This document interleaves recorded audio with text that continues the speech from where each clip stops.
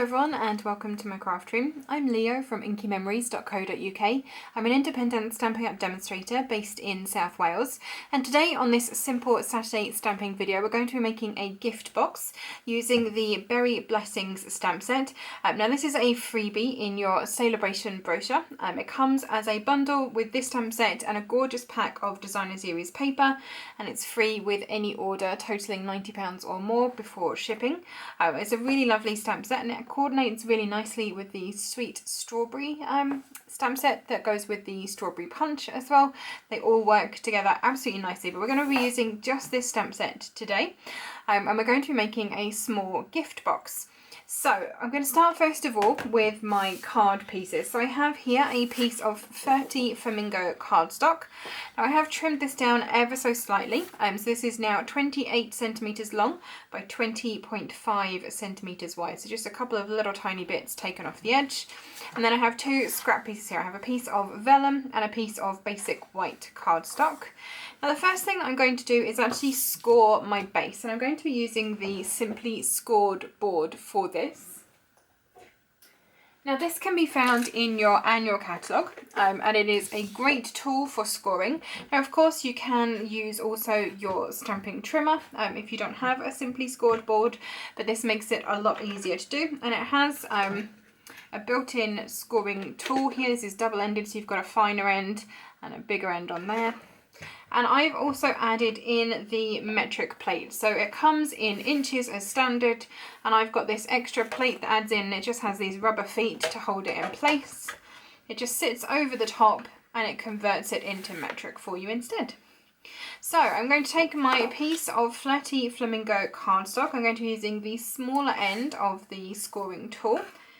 And I'm going to start first of all on the long side by scoring at 4 centimeters. So I'm going to find the 4, and there's a little notch just in here that you can put your scoring tool into, and then you just want to pull it very gently towards you, making sure that your scoring tool stays in this groove here.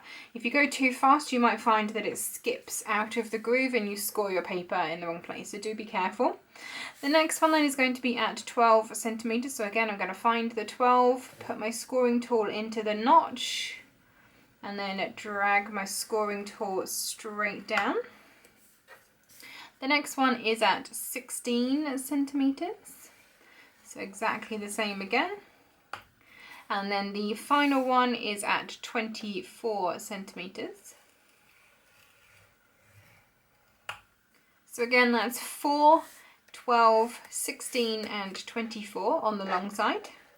I'm going to lift up my cardstock and rotate it 180 degrees, so I'm now working along the short side. And this time I'm going to score at 4 centimeters.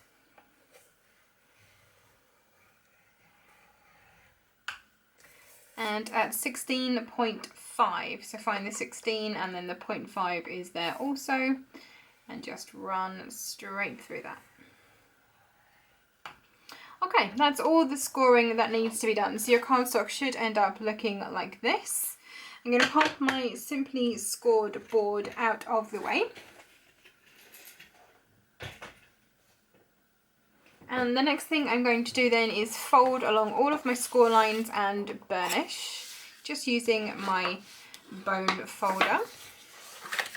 Now this step, just make sure that your box has nice defined creases, that the box stays together nice and cleanly once it is all assembled. So that's all of the long ones, and then just do the one along the edge. And again on the other side. And now I'm going to do a little bit of snipping. So I'm going to take a pair of longer scissors for this. And you basically want to cut up every single line along both of the long sides and then notch those pieces. So using my longer scissors, I'm going to try and do this in a single cut. And then I'm just going to slightly notch this. So you just take off at an angle the bit off the edge of each square, and I'm going to do this for all of the squares along both sides.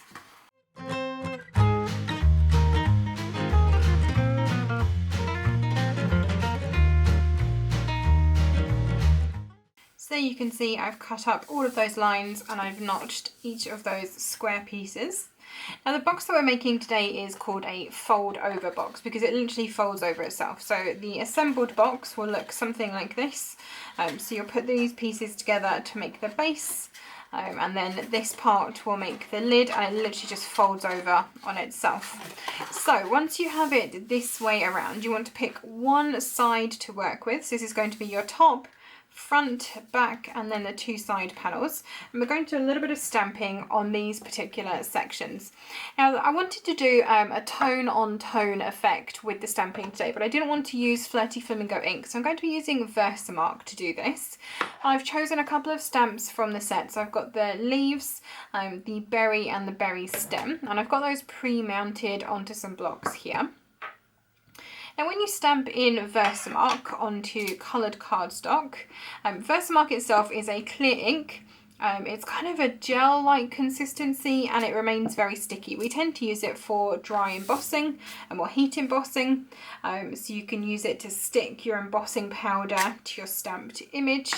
That is pretty much what we normally use Versamark for, so I'm using it in a slightly different way today. And this will just give you a tone on tone effect without it being quite so dark as if you were to use actual Flirty Flamingo ink to stamp in. So first of all, I'm going to take the leaf design and just stamp this all over those panels that I indicated. So the front, top, back and two sides. These are going to be the sort of parts of your box that are going to be visible once it is closed up and put together. Now when you are stamping in Versamark, you do want to make sure that you press nice and firmly to make sure you get your ink to transfer fully for your image.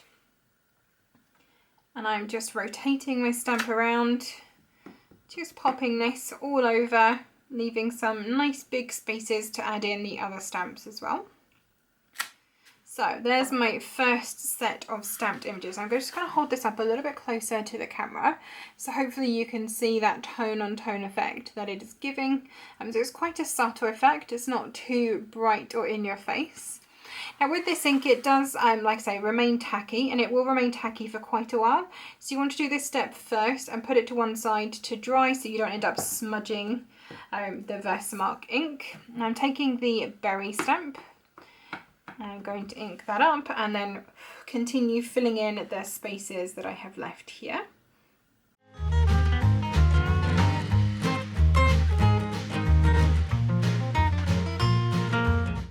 So that's all of my leaves and berries and stems stamped over the top, front, back and two side panels of my box. I'm going to pop the lid on the Versamark and pop that to one side. We don't need that anymore. And like I said, I'm going to now put this to one side as well. I want all of that slightly tacky ink to dry before we assemble the box so we don't end up smudging it. So I'm going to move on to do a little bit of stamping for a sentiment. So I have here my piece of scrap Whisper White, and I have some ink pads. So I have Flirty Flamingo, Rich Raspberry and Granny Apple Green. And before I do any more stamping, I'm just going to clean off the stamps that I've just used with the Versamark, and I'm going to use my stamping scrub to do this. So if I just pop this here, I'm going to spray some stamping mist just onto the side of my stamping scrub that has the little water drop icon in here, so hopefully you can see that just in there. And then the other side has the sun icon, so that indicates this is your wet side and this is your dry side. And then taking my stamps, I'm literally just going to rub them where I've put that stamping mist, just to clean off the Versamark and then dry them off on the dry side. And this is just because I'm going to reuse these stamps on my sentiment piece as well, and I want to make sure I've got the Versamark off.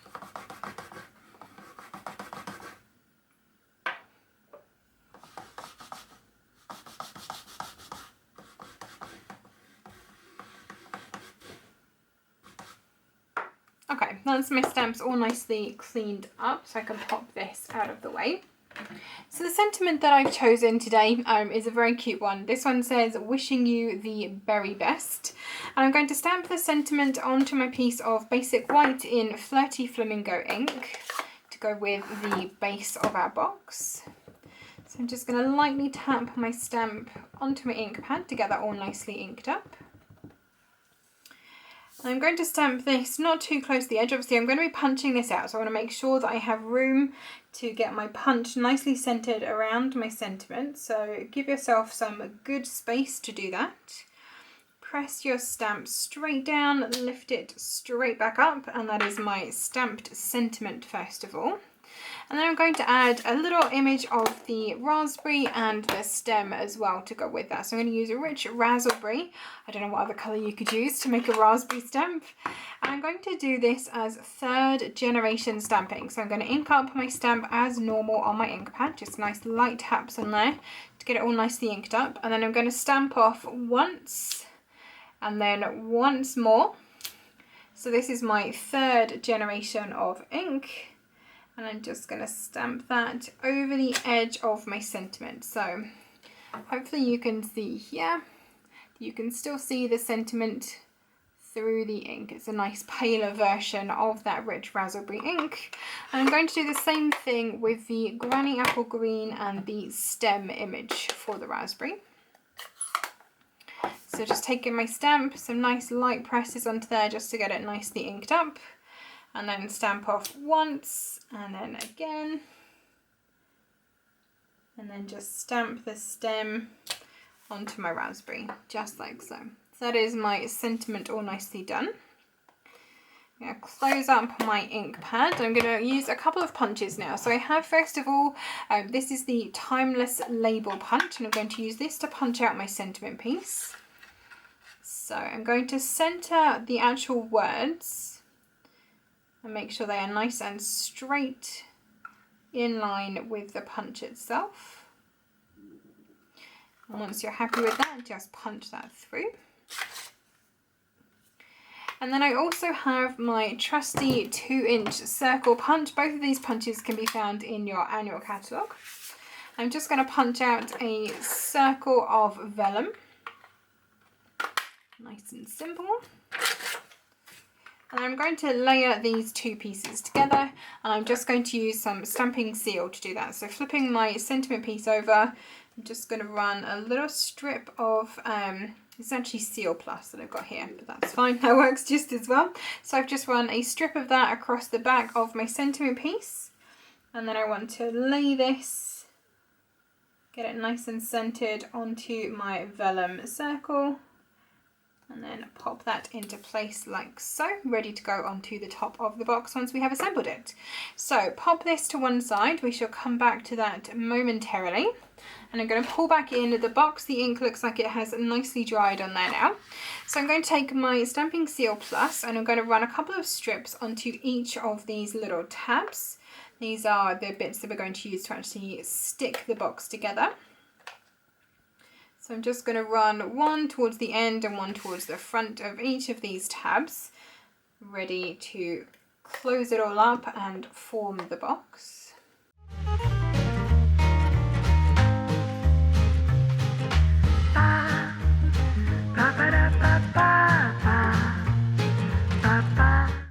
Okay, that's all of my strips done. So we're going to start with the base of the box, so at the unstamped end. And I'm going to take my first corner, fold it behind, and then line up my cut edge with that corner piece, and then press the tab into place to form that part of the box, and then repeat that again on the next one. So just pulling the cut edge up to the corner, making sure they line up nicely, and then pressing the tab into place behind. I'm going to take then the next set of tabs and roll that one in, making sure that it meets the corner nicely on there as well. And then pressing that tab into place. And again on the next one on the other side.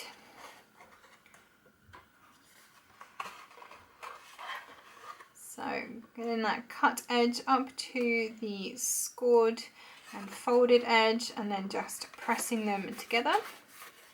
So that is the base of your box, and then we're just going to form the lid. So you're taking your last piece, move the free or cut edge onto that folded corner, press that tab into place, and then you have the final one on the other side.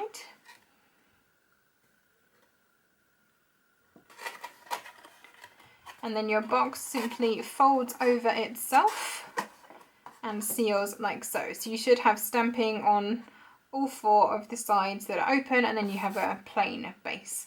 So your box literally just opens and closes over itself. Nice simple box, this one.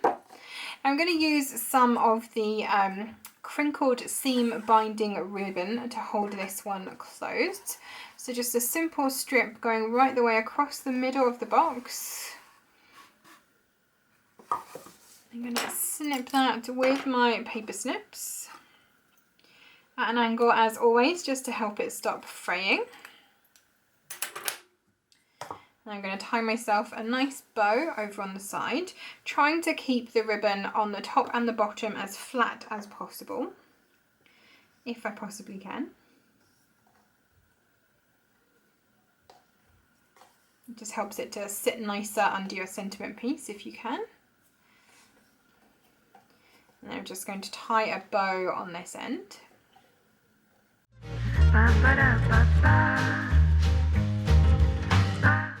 Once you've got yourself a bow tied, just tidy up your loops and trim your tails if you need to. And then I'm going to add on my sentiment piece on the top. So make sure your ribbon is nicely centered across there. We're going to be anchoring it into place using the sentiment that we're putting on. So I'm bringing back in my sentiment piece, and I need a couple of stamping dimensionals for this. So if I flip this over, I'm going to take 2 dimensionals, and I'm going to pop them only on the piece where the where the basic white tab is. I don't want to put them over just where the vellum is, because then you'll see them through the vellum.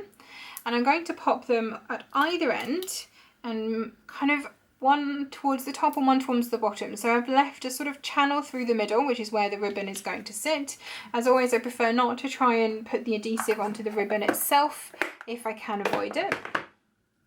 So push those down, make sure they're stuck nice and firmly, and peel off the backs from there.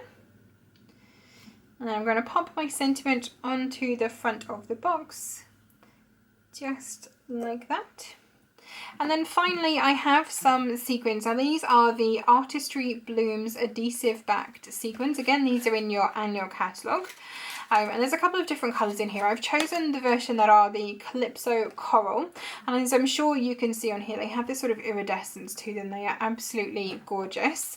I'm going to take a pick tool and pop just a couple of these over the front of my box. So I'm going to start with a small one that I'm going to pop just under my sentiment here on the vellum.